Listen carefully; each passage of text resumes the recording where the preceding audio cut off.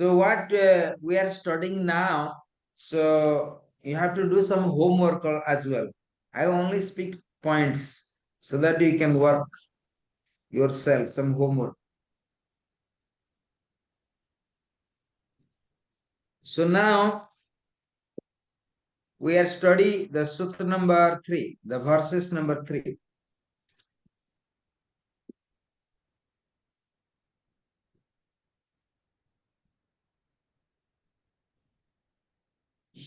Narupamaseha tatapallavhyate nanto na chardena cha sampratistham asvasthaminam savirodhamulam asangasastrena dridhena chitvam. Again, narupamaseha tatapallavhyate nanto na chardena sampratistham asastamenam suvirudhamulam asangasastrena dridhena chitvam. It's very good sutras. We chant this 15th chapter before we are eating. Eh? Before eating. In traditional monastery, we chant at least for 10 minutes this. And sometimes our food becoming so cold. When I was in traditional monastery, most of the time I'm hungry and they're chanting mantras. Sometimes I say, what they are doing now? Chanting all mantras because too much for me. And always I was hungry. I was not very much, I'm a person very different. Always feel hungry. When traditional monks always hungry. I say when they can finish and when I can eat. I don't think about God at all. I say God, you just go wherever you wish. I don't care the God at all. I always look for food. Interesting that, eh? And so so now I always laugh most of the time with myself, with my own mind, with my own mind. But anyway, through the grace of gurus and master, so finally I can fasting long time. So I'm no more hungry now. Nowadays, and when in my own ashram or my guru place, and I used to serve the food. I never eat the very beginning. I eat the end of the and the all people eat and they go out. Then I can eat. So that is also another grace. It was the time I was hungry all the time. I want to eat very fast and very beginning. But nowadays I eat the last person. I remember when our ashram was inaugurated in 2008. This ashram, I was the only last person to eat, and we are starting eating at 11 a.m. and I was eating around 3 o'clock 15 minutes. I remember today. All people eat and they left. More than 1,000 people was gathering here. So more than 1,000 people.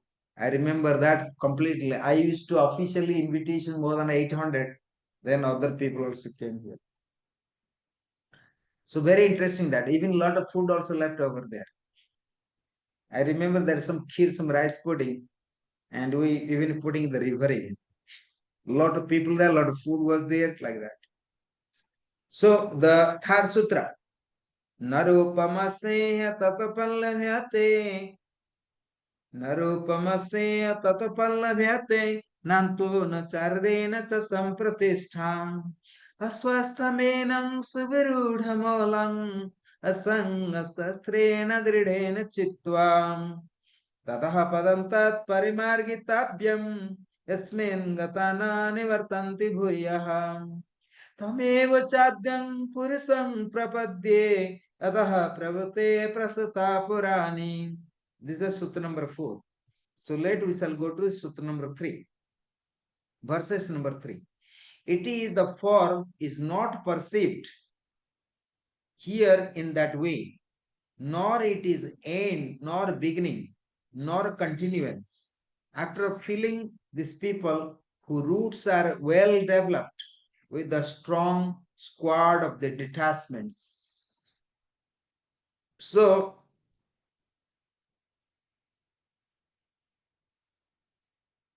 it's very interesting that Sutra number 3 is speaking about more the detachment. Later we shall go to the commentary of the Gurudev Swami Shiva and maybe Atman can read. So later we have some real class. Let student has to do some job. The idea is continued in this. Sutra number 3, you may read the comments of the Gurudev Swami Sivananda. Yes, the idea is continued in this verse. So long as one is under the sway of ignorance, he cannot understand the form of this tree, its end, origin, and foundation, O Arjuna. You may perhaps consider that such a huge tree cannot be uprooted by any means whatever. It is not so. However firmly rooted it may be, it can be cut by the powerful acts of non-attachment or dispassion within the twinkling of an eye.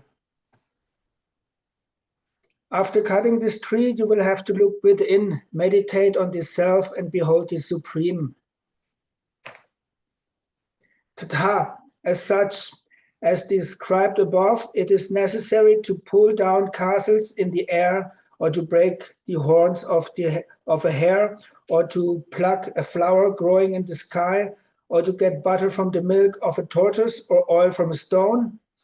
Similarly, O Arjuna, there is no reality in this tree. Therefore, why should you entertain any fear as to whether it may be uprooted or not? Its form as such is not perceived by anybody here. It is like a dream or a mirage or an imaginary city in the sky formed by the clouds or caused by a juggler. It appears and disappears. This tree has drishta nashta swarupa, like a mirage. That object which is destroyed when one beholds it is drishta nashta. Nobody has perceived the end, the origin or the foundation of this illusory tree. No one can say that it has arisen from such and such a place or point. Samsara, or the people tree, is inadvertently deep-rooted. You will have to struggle hard to uproot it with its seed or the self-reproducing deep root. Asanka, dispassion, freedom from attachment to children, wealth, and the world. Dritena, strong. You will have to cut the tree with a strong axe, which is sharpened again and again on the whetstone of the practice of discrimination. Further, your mind should be turned towards the Supreme Being with a strong determination that you can attain eternal bliss only in Him and that He is the only reality. The desire for sensual pleasure is Sangha. Its opposite, dispassion, is Asanga. Renunciation of the three kinds of esanas, desires with children, wealth, and world, putra vita lokesana, is Asanga. Just as the axe cuts the tree, so also dispassion cuts this tree of samsara. Hence, dispassion is termed as an axe. Cutting the tree of samsara is annihilation of egoism, ignorance, latent tendencies, and renunciation of the fruits of all actions through the practice of dispassion, control of the mind and the senses. Point. Good. So thank you. So anyway, so what we are learning now will be not clear the first sutra, the second sutra, or third or fourth. But you learn after the fifth sutra, then you can go to exactly touch this subject. Not easy now to understand the first and second, even third, even fourth.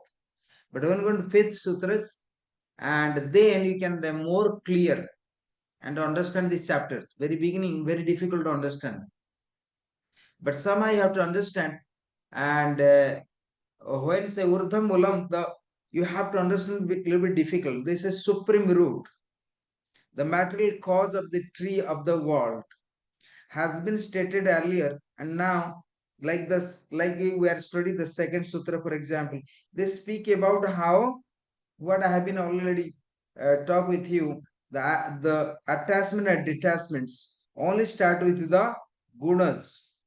Start with the gunas, like attraction and the repulsions. How to aware with that, and by understanding of the gunas. Then now already you understand the sutra number third is speak about it is the form is not perceived here in that way, nor it is end, nor beginning, nor the continuance, after filling these people whose roots are well developed with the strong squad of the detachment. So anyway, I can't make understanding now, but when you go to sutra number and the 6 exactly, then you slowly try to understand the 15 chapters. So now we are going to sutra number 4. They say tadha padam tat parimargitavyam yasmin gatana nivartanti bhuyaha tameva chadyam purusam pravadde yatah pravati prastuta purani.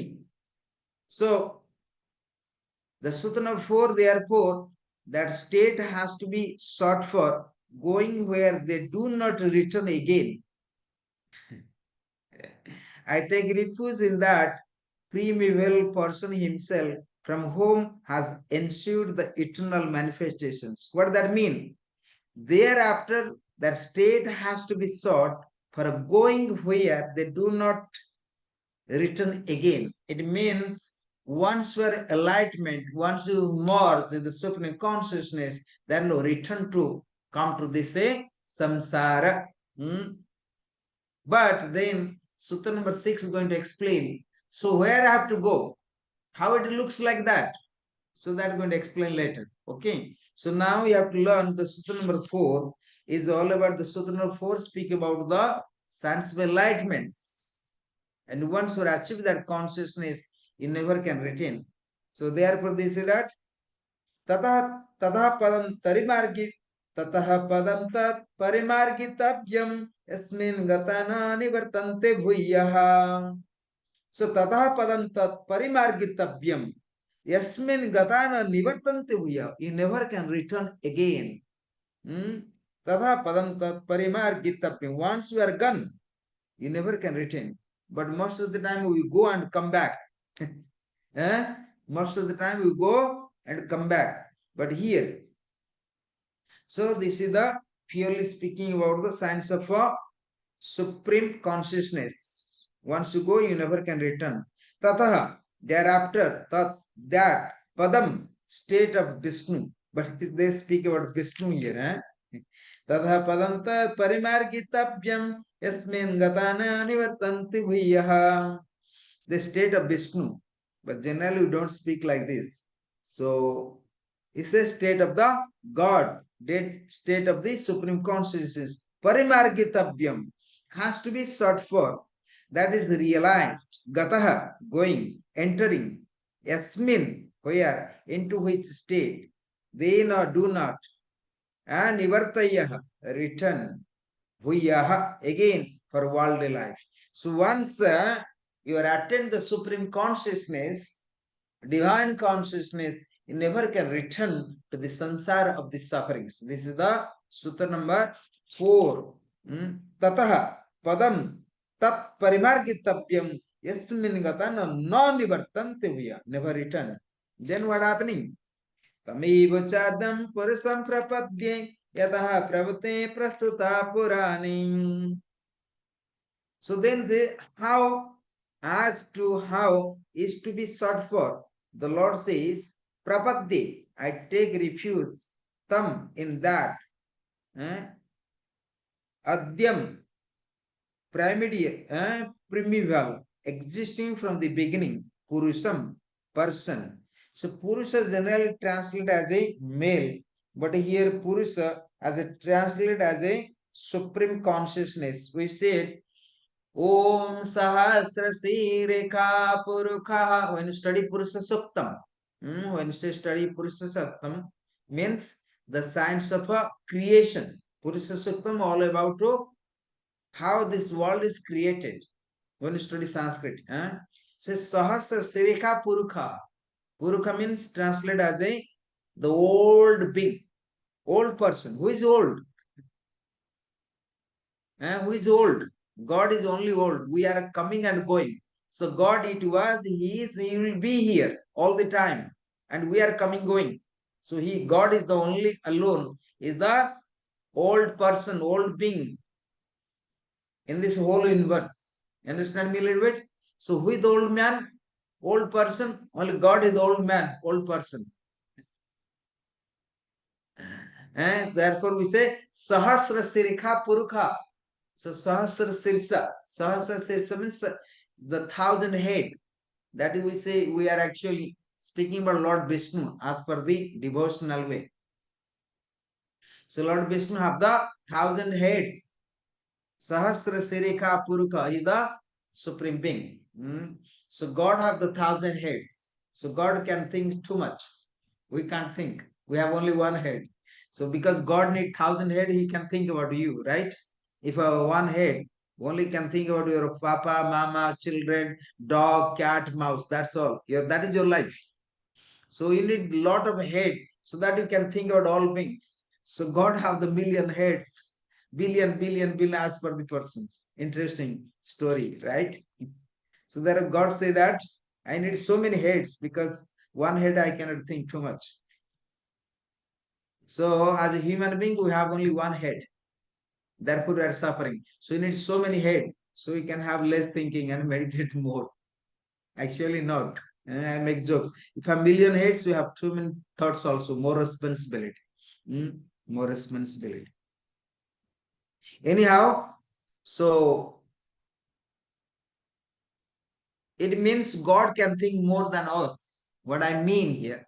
So when the story say God has so many heads, what it mean? What it mean? How we can, what we can get out of this sentence? It means what do you think? Only self-centered. So God thinking for us, for all. So God is selfless. So God taking care of everyone, and we can taking care of ourselves, self-centered, or maybe with our blood relations, right? That much. We don't think too much for others. If we think, we don't take any actions. So then we have to continue these sutras also another 5 minutes. So who is that person? Yes, that is the being stated, tataha, from whom, from which person, prasyata has ensured, like a jugglery from the magician, puram, the eternal, prabritihi, manifestation or magic tree of the world. This is the people tree is like magic tree. Actually, this tree only symbolical, but we have to understand through the trees, through the branches, through the roots, and what are the meanings. Already they say that branches are the gunas, and due to gunas, and we are suffering, and root is the this is supreme, and how say the roots are the supreme.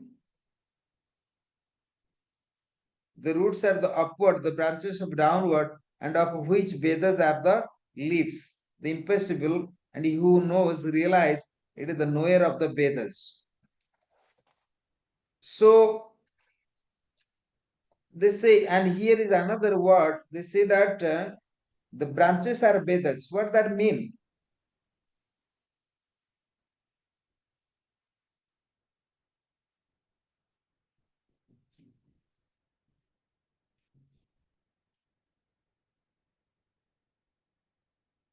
Chief branch. It means the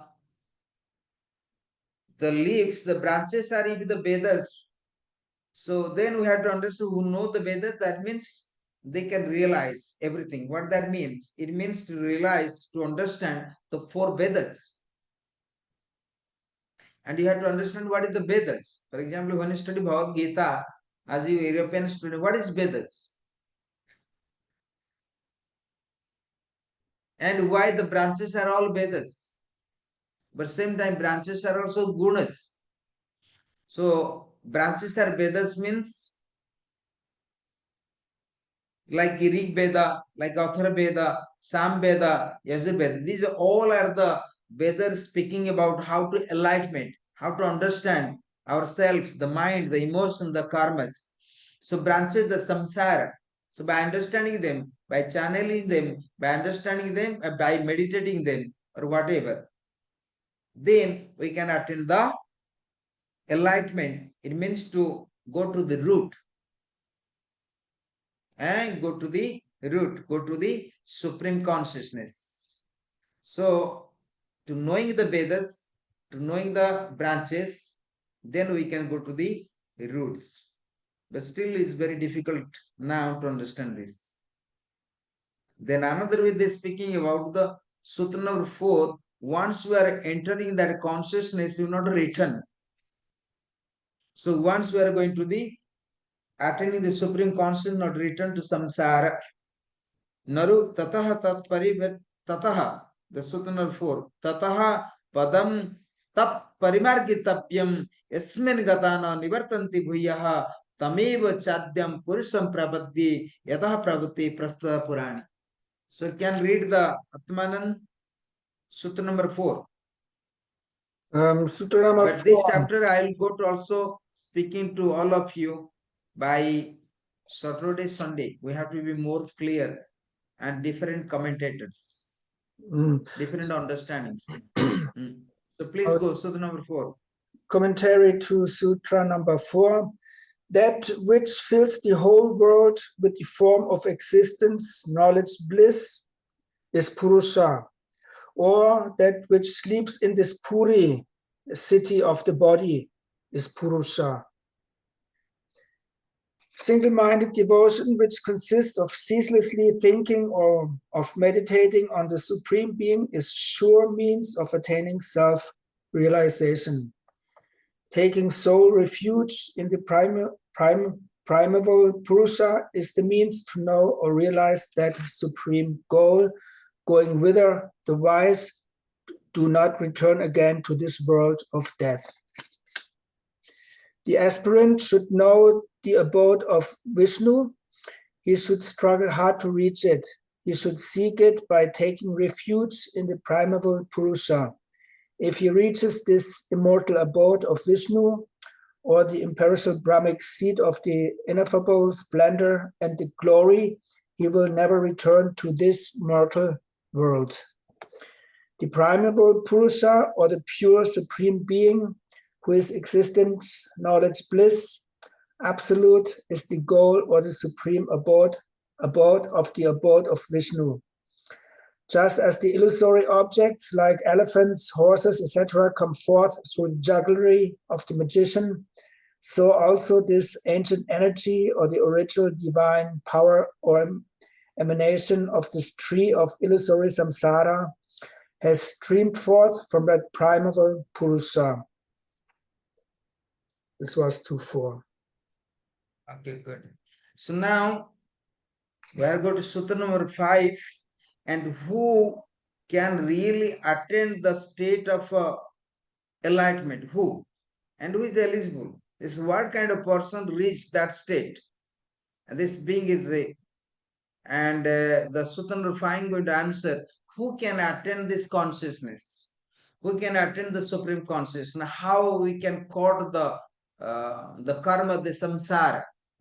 How we can understand these branches of the tree? How can understand the Vedas? And who are the qualified ones?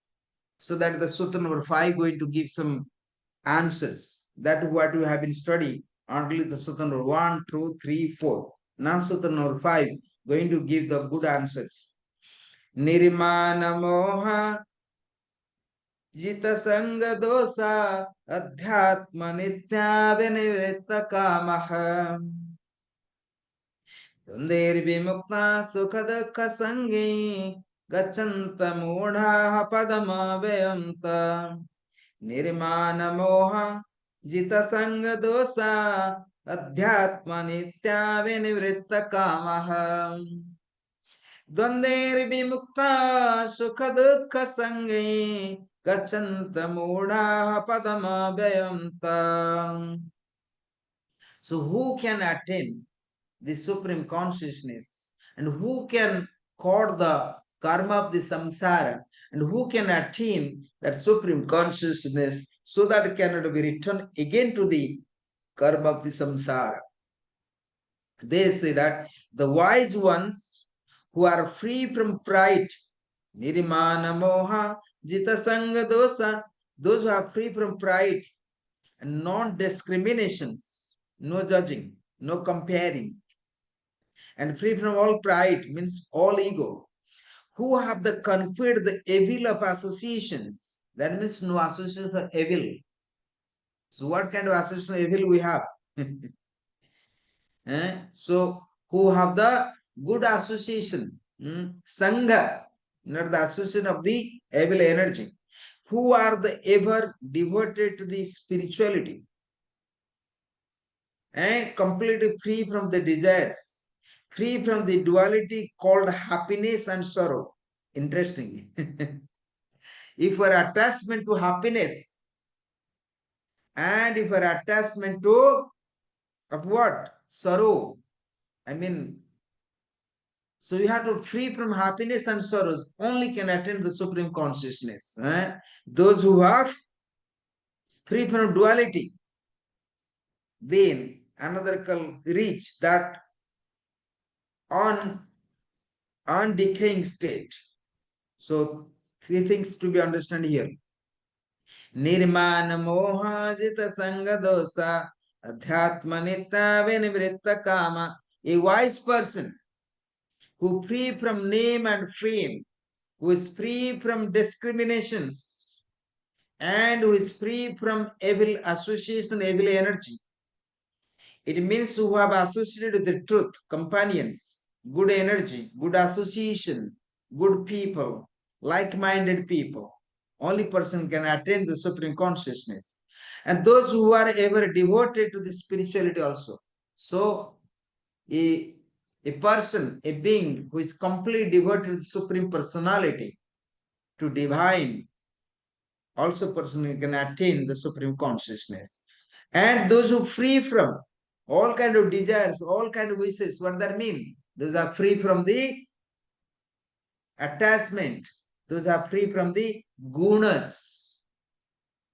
Because gunas creates attachment, detachment. It means those who have neither involved nor react with the gunas, such a person can attain the supreme consciousness. Because gunas is also leads to the duality, then cannot be attained non-dualism, Advaita. So dualism is the leads to the happiness and sufferings. Suffering is opposite of the suffering is opposite of happiness. Happiness also, if you are happy, of course, one day you will be sorrow. You can be depressed. Right? So both are the like shadow and the light, both are interdependent. Very clear. The sutra number 5 to give some kind of a answers who can attain the state of the consciousness and how to cut the karmas of the sufferings, the duality. Duality means, so therefore you study the non-dualism, Advaita Vedanta through Bhagavad Gita. That's the real Vedanta. Vedanta means free from sufferings. That is the Advaita, non-dualism. And dualism brings sufferings. But dualism is the part of life to survive, but does not make you eternal happiness. Your papa, mama, mother, cat, rat, mouse, house, everything, like ashram, like I have the ashram, it's all a dualism, nothing else. Ashram is not something divine. But of course, it's a place. So you can meditate. But still, ashram also bring lot of material confrontations. So therefore, many gurus, many masters, sometimes they leave the ashram, the monastery. They go to some kind of cave in the Himalayas. They stay there, they beg the food, and they meditate. Ashram also a lot of responsibility. Is a material world.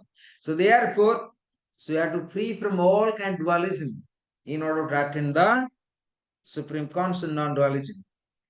So you have to understand that so many things you have to overcome it in your life to attain to be enlightenment. To be enlightenment. So how is possible through samsara? Atmanan, how is possible in samsara to attain non-dualism? This sutra number 5. So in future I can speak the sutra number 6, but today will be this much. Just we can speak a little bit, 5 minutes, chit chat. Yes. Atmanand, how? So you can help How yourself in samsara, in this especially in in this Germany, in paying so this many taxes, taking yes, care of your mom, pay the all electricity bill. I yes, remember when 2 years before I want to visit your place, he says, Swami, I have no time. I'm working so hard. I need to pay the all electric bill. And here is so expensive. What to do? No, don't come here to Germany. I remember that. it's still like that. And then how do you practice yoga with so much work to do? And you show me one person who has reached moksha in the Western world. They're all going to India and living in the caves. Why are there people who are living naked in the forest? Why, why, if the normal people is meditating, why should he reach moksha in contrast to the people living naked in the forest? Because they think they know it better how to be free from all attachments, even from clothes, from they eating the leaves from the trees. You can do that. I have studied it from all half of the trees in the forest. You can eat the leaves. You don't have to starve. But how you? Yes, you have to choose the associations, the place where you work, and that it's. You have to use your brain. It's not so hard. You can choose a place where you work, and also time. Time. You need time.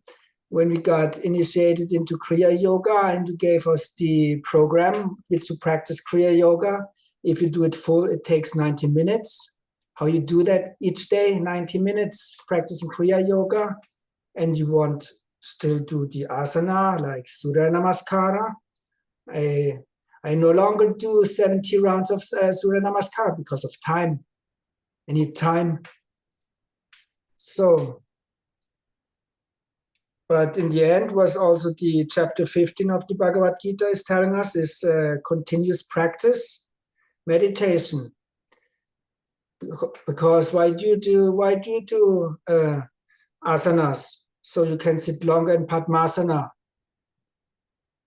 Yeah, to sit in Padmasana in lotus posture, you need to be flexible, and that's why you're doing asana. So it's all interrelated. And also you can, for your health benefits, you do Savangasana, Shirshasana, headstand, shoulder stand. You all need this. What's the purpose of gaining moksha when you're not healthy? You need health, you need strength, you need energy, you need to do pranayama, lots of pranayama. This is what Kriya Yoga is teaching us, lots of pranayama. And then meditation.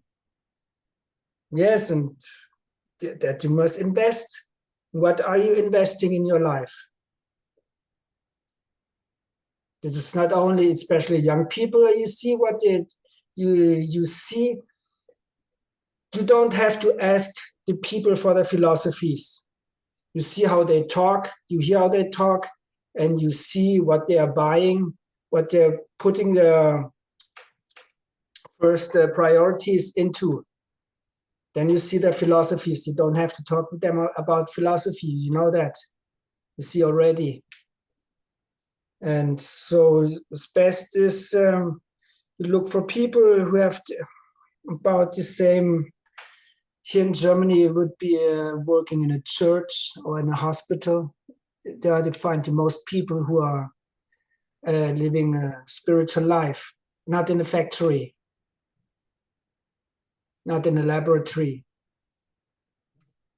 They're all dealing with materialism, and then they're doing bodybuilding for stronger body, so they stay strong for work.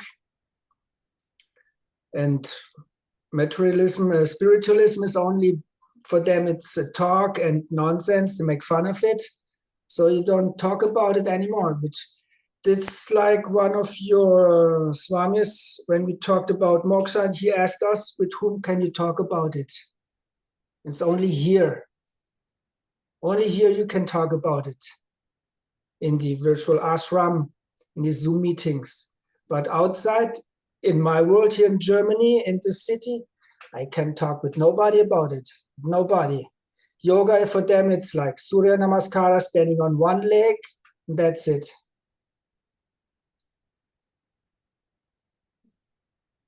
Thank you for the feedback. But today, the essence of teaching today, to simply observe your gunas, the rasing and tamsing and sattvic.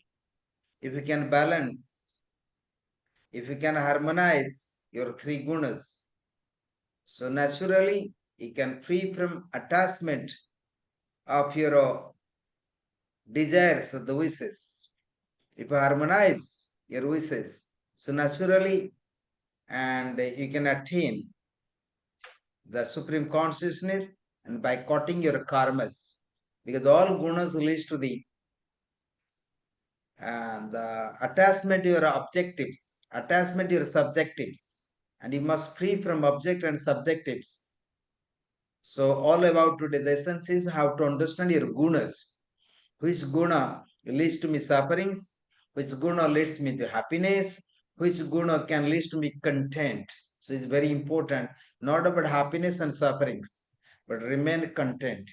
And if you are content, the skills of content, it can only help you to enter into kingdom of a divinity.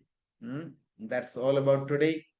So due to your gunas, so you must know, and you are suffering, that suffering leads to the karmas.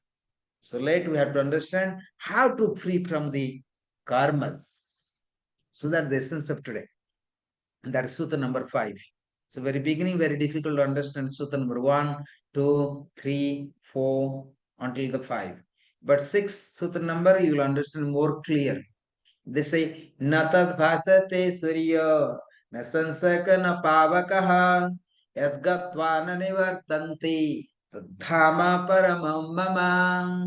Natad bhasate. The light of sun, the rays of sun cannot reach, cannot penetrate to me. Natad bhasate surya, na sansaka na pavakaha. The light of moon cannot also reach, cannot penetrate us either. Natad bhasate suryo, na sansaka na pavaka. The air cannot also penetrate, cannot reach, cannot touch. Natad bhasate suryo, na sansaka na pavakaha, yadgatva na nivartanti, tadhama paramamama. That is my supreme place. And if you want to enter into that kingdom, you never ever again return. And you can imagine, the light of sun cannot reach. Although sun is the God as well. I do Panchayagni sadhana. Sun is also God in this planet, in the sansar. But the light of sun, the rays of sun can also penetrate into that supreme consciousness, supreme place. And that is my real place. And these are the secrets. So that is Sutta number 6. And you can read and do some homework. I don't go for comment. Already I close my books. But that sutra I remember always. What is my supreme place? And reach that place. And that is my supreme place. That is my final place. And come to me there. Then we are free. Let's together there. Then no more sufferings. And that is it is the language of the God. I'm only helping you the translation this way. Om